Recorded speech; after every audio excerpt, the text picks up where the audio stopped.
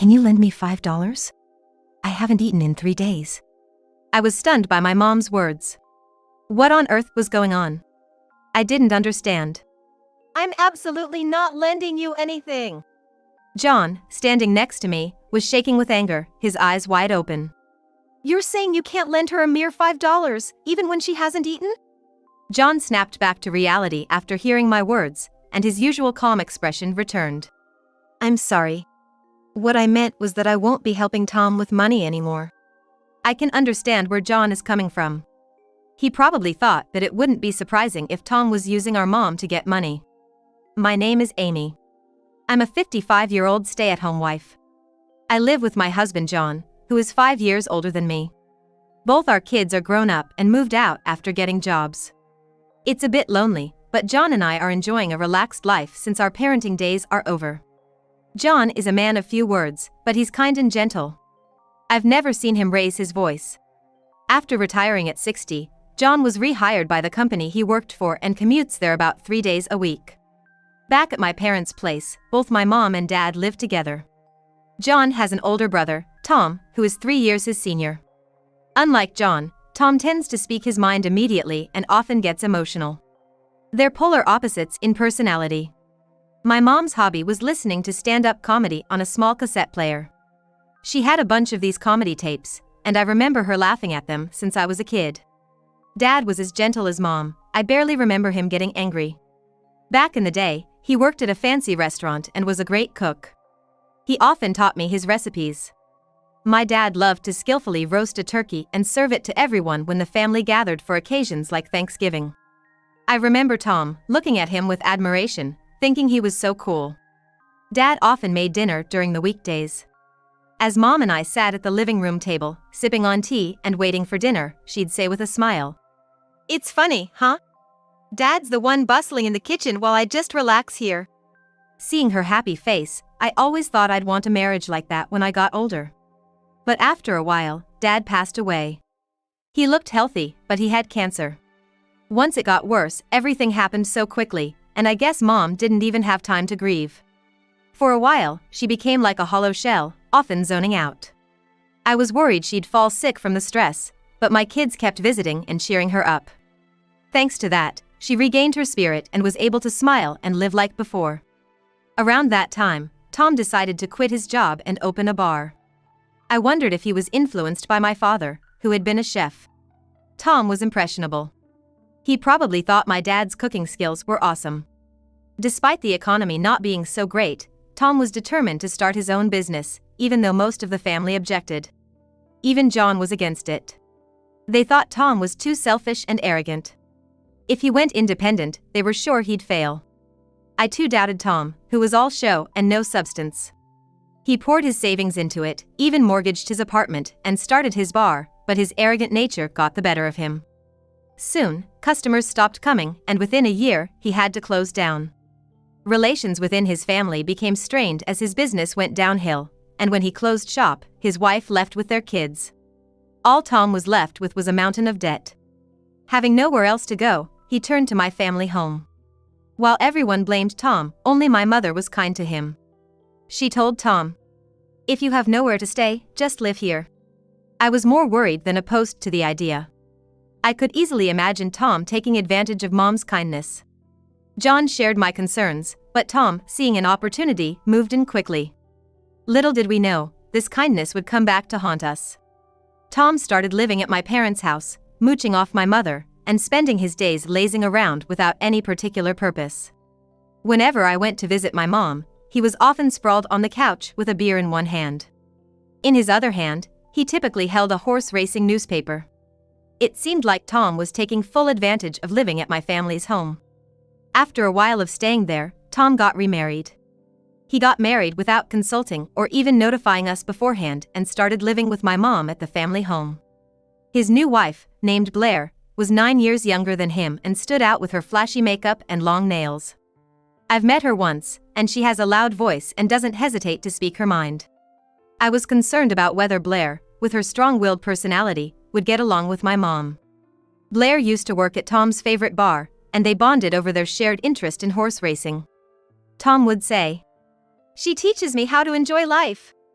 However, Tom's idea of enjoying life wasn't the most reputable. One day, surprisingly, Tom and Blair came over to our place.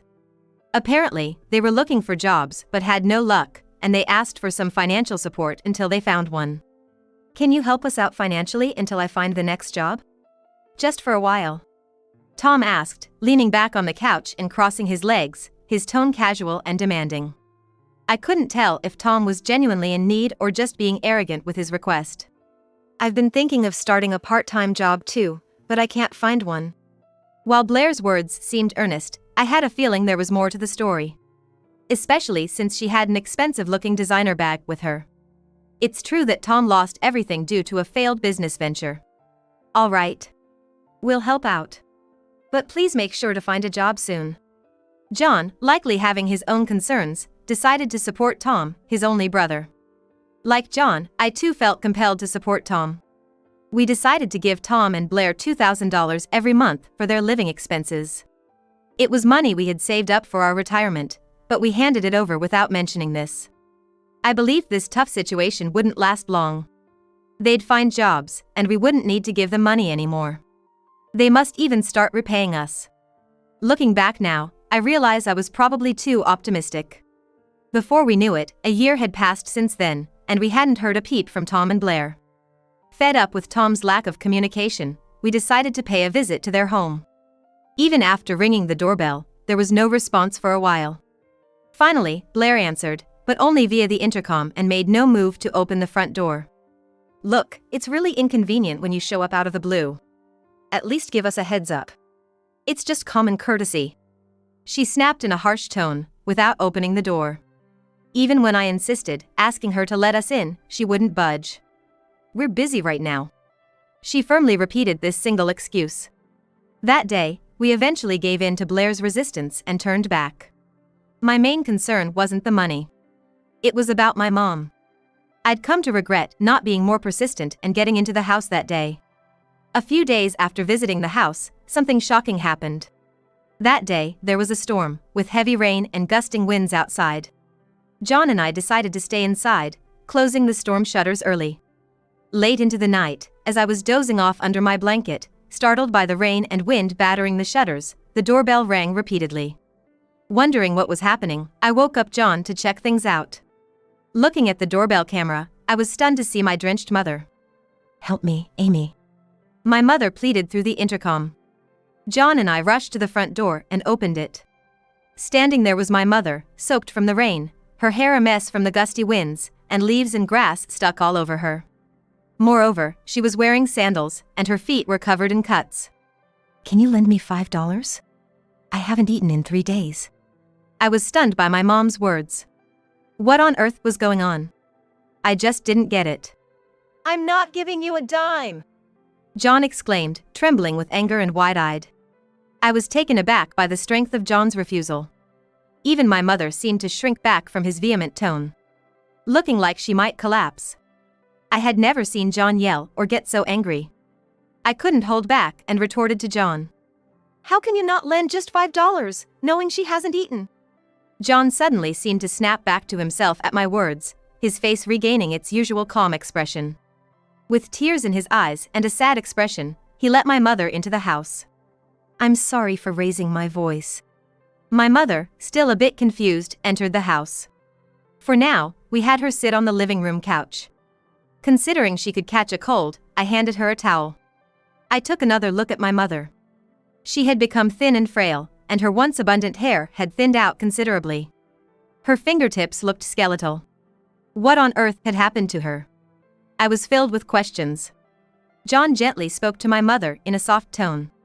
"I'm sorry for earlier. What I meant was, I'm not helping out with money for Tom anymore." I could understand where John was coming from. He probably thought it wouldn't be a surprise if Tom was taking advantage of my mother. But right now, my main concern was her. "Mom, are you okay?" She remained silent, looking down. "Would you like to stay here with us for a while?" She continued to remain silent. "Did Tom say something to you?" After a long pause, during which she intently looked into John's eyes, she began to speak slowly. "But you both are annoyed by me, right? You hate me." Confused by her words, John and I exchanged glances. Why would she think like that? Still gazing at us sternly, she continued. Amy and John, you both started to hate me. I heard it from Tom. What are you talking about? There's no way that's true. I couldn't help but retort. I could never hate my beloved mother. Tears began to spill from her eyes, and she started to sob. I've always loved you, Mom. I could never hate you. I've missed you so much. Unable to contain myself, I embraced my mother. She hugged me back, and we both began crying loudly. My mother began to recount the harrowing events that had befallen her. There was a time when my mother, murmuring that she wanted to see me, tried to leave the house in the middle of the night, like she was sleepwalking. Since then, she was tied to the bed by her hands and feet, unable to move. She wasn't even allowed to go to the bathroom, and diapers were placed by her bedside. The only times her restraints were removed were for meals and when she was made to clean the house. She was fed only a slice of bread and was allowed to eat just twice a day. And every chance they got, Tom and Blair would spread rumors and lies about John and me. They claimed that John and I had abandoned my mother. They told my mother that we'd always hated her, and a litany of other falsehoods. Tom and Blair left the house with my mother still tied up and did not return. Because of this, my mother was left without food for 3 days. Bound as she was, she couldn't take a bath or use the restroom. She had to make do with the diapers placed by her bed. Believing her life was in danger, she somehow managed to free herself and escape from the house. Listening to my mother's distressing account, John and I were left aghast. It was beyond cruel, unthinkable for any human being to do. Were Tom and Blair some kind of demons? Regardless, my heart ached for my mother. It would take anyone an hour to walk from there, but with her weakened state, how many hours did it take her? And to make matters worse, the weather outside was stormy, with rain beating down hard. What must she have felt, making her way here? The thought of it brought tears to my eyes, which I couldn't hold back. It's all right now. From now on, we'll protect you. Upon hearing these words, my mother repeatedly nodded, perhaps out of relief. What were Tom and Blair telling me then? To be frank, it was all lies. My mother looked taken aback. She was someone who inherently trusted people. She had never experienced such malevolent acts before. All these revelations must have been a shock to her. Tom probably relied on having a place to live and aimed for your pension. But don't worry, we'll keep you safe. We promise. With those words, a smile of relief spread across my mother's face. I decided to prepare a comforting dish of tomato soup with chicken, a favorite of my father's. As she sipped it, she murmured, "This brings back memories," while savoring every mouthful. Tears welled up in John's eyes as he looked at my mother and muttered to himself, "I'll never forgive them for what they did." When I asked Mom in detail about where Tom and Blair might be, she said they went to Chicago for some horse racing. Upon checking, the big race is tomorrow, so they'll probably be back sometime after that. John and I began planning our countermove. The next morning, I served my mother more of my father's favorite dishes. Her appetite had waned, but she relished every bite, remarking, "It's been so long since I had something this delicious." Seeing her eat with a smile, a pang of sorrow surged through me. How could someone as kind and trusting as my mother have been subjected to such cruelty? After finishing her meal, my mother began to speak quietly. She said she didn't like my demeanor. Claiming I act too prim and proper, she'd kick me. I was taken aback. How could someone do something so cruel? The mistreatment my mother endured filled me with sorrow, and tears spilled from my eyes. Gently, she wiped away my tears. "Amy, I'm sorry for bringing up such things." She looked down, appearing apologetic. "Mom, you did nothing wrong. We're gonna protect you from now on. They won't hurt you ever again." She gazed at me with a smile. I smiled back at her. After breakfast, once she had settled down, I took her to the hospital after she had taken a shower. The medical tests revealed she was severely malnourished and dehydrated. Considering her age, hospitalization was recommended, so she was admitted for a few days. Thankfully, no other illnesses were detected, and she'd be discharged as soon as she regained her nutrition. However, the doctor, in a stern tone, inquired about her living conditions. I explained the situation she had been in. It seemed the doctor initially suspected I might be abusing her. But once I clarified everything, The doctor's demeanor softened into a smile, and then he told me he'd contact the authorities, since there was strong suspicion of abuse. This was just what I had hoped for, so I quickly agreed. After a while, a representative from social services arrived and we discussed my mother's meals, confinement, and the violence she endured. There were bruises all over her body. Given the severe nature of the situation, the representative said they would also consult with the police and then departed. Watching my mother sleep peacefully, I couldn't help but feel regret. If only I had realized sooner and checked in on her. Tears streamed down my face. Mom, I'll never forgive them. They'll pay for this. I held on to her frail hand. She woke up, offering me a gentle smile. When you go to my house, please bring my boombox and my box of stand-up comedy tapes. It was something she loved. I nodded firmly in agreement. The next morning, John and I headed to Tom's family home. My anger far outweighed my sorrow. But John was even angrier than I was. We rang the doorbell several times, but no one answered. Thinking they weren't home, we were about to leave when we heard a groggy voice. Knowing that Tom and Blair were inside, we used our spare key to unlock the front door and entered the house. Seeing us in the living room, Blair looked shocked. What are you two doing here all of a sudden? She exclaimed. I confronted Blair. What's wrong with a child visiting her parents' house? She mumbled, struggling for words. Well, it's not like that, but... Looking around the house, I was appalled. It was cluttered with trash, and the smell of rotting food was overpowering. The floor felt sticky as well. This place is a mess. When was the last time you cleaned? John remarked with a sense of astonishment. Tom, lounging on the sofa, clicked his tongue in annoyance upon seeing us. It's because that hag doesn't clean. He muttered under his breath, and John reacted immediately. You mean to tell me you made her handle even the food waste? With piercing eyes, John glared at Tom. Tom put his hand over his mouth, as if realizing he had said too much, and quickly left the room. As he departed, John commented, You reek of alcohol. Have you been drinking all night? I turned my attention back to Blair. Her hair was disheveled. Her shirt stretched out around the collar, revealing her undergarments. And it looked like she hadn't completely removed her makeup, leaving her eyes ringed in black. Noticing my gaze, Blair looked down, seemingly embarrassed and annoyed. You should have called before coming over. It's common courtesy. This is such an inconvenience. Blair said, picking up a cigarette from an ashtray, lighting it up. Sleeping past noon without cleaning is your idea of common courtesy, I presume? She retorted. Blair struggled to reply when Tom stormed back in and shouted. Hey, where did that old hag go? He must have noticed now, looking at her empty bed. She's with us. She was in such a dire state that we had to hospitalize her. Had we been a bit later, she might have died. I replied, exaggerating a bit for effect. Tom glared at Blair. I told you, you do too much. With a frustrated tone, Blair shot back. You were the one who first said to tie her up because she was making noise in the middle of the night. After all, she gets food here, but she barely helps out around the house. Listening to them trade blame, I was boiling with rage.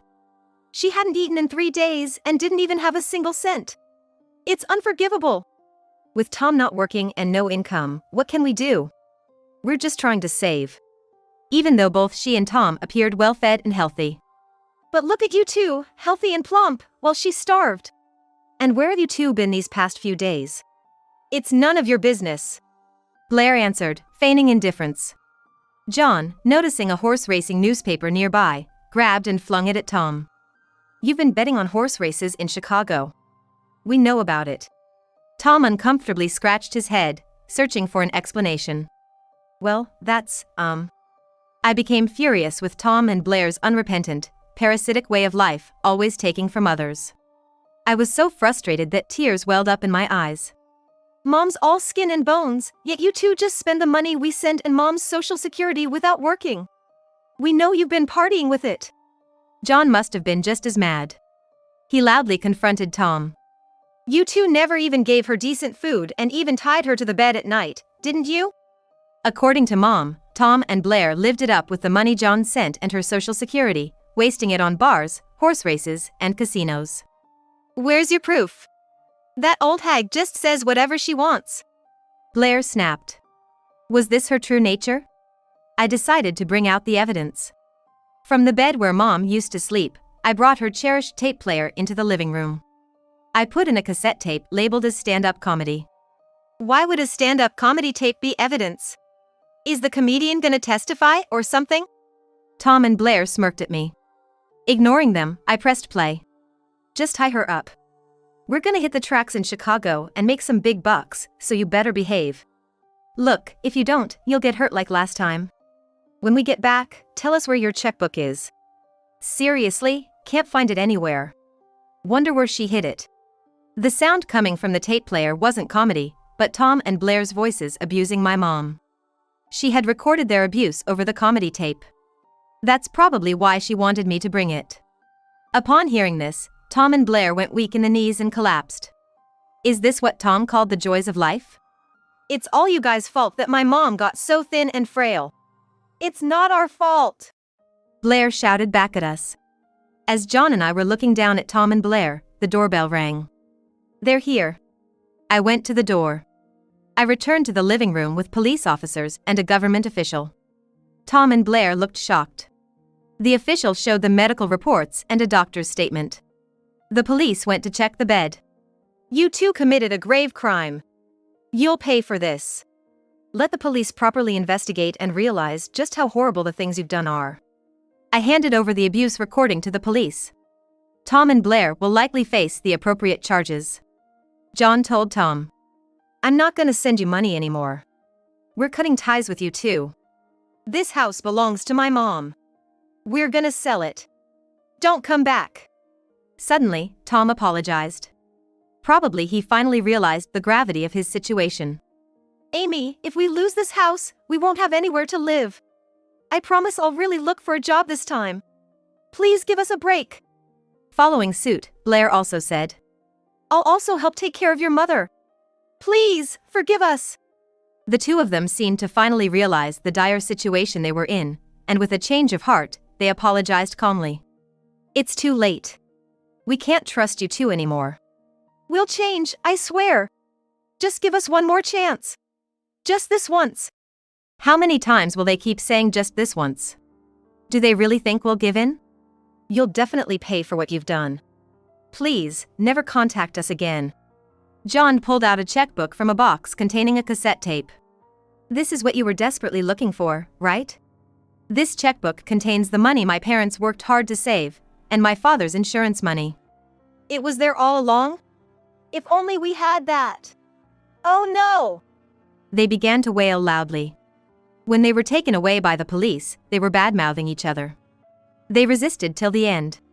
They cried and screamed the entire time. They were forcibly pushed into a police car and taken away. Evidence against Tom and Blair, aside from the audio recording of abuse, included bed restraints. Additionally, neighbors had heard Tom's loud rants and Blair's shrieks during the night and testified to the abuse. Upon further investigation, it was discovered that a large insurance policy had been taken out on my mother, and they were being rigorously interrogated every day. The police shared this information with me during their interviews. They were certain to be found guilty and face a severe sentence. They are likely going to spend some time in prison. I hope they truly face their crimes and atone for them. I'm pressing charges against them for damages. After their release, they'll probably be paying for the rest of their lives. I told John the first wanted to live with my mom. John readily agreed. Yeah, let's live with her. After discussing with my mother, we decided to use the money from selling the family house to renovate ours. Even though Mom, John, and I are getting on in years, it's a new beginning for us. It's quite exciting. Mom seems to be looking forward to it, chatting happily with the architect about wanting a spacious kitchen and such. Our peaceful days continued until my eldest son's wife announced her pregnancy. She mentioned wanting to raise her child at our home after giving birth. Her parents are currently on an overseas assignment, so she turned to us for support. It will be my first grandchild and my mom's first great-grandchild. Our quiet days are on hold for now, and it seems we're gonna be busy for a while. There's something I've been wanting to ask Mom someday. Do you think John and I are like you and Dad were as a couple?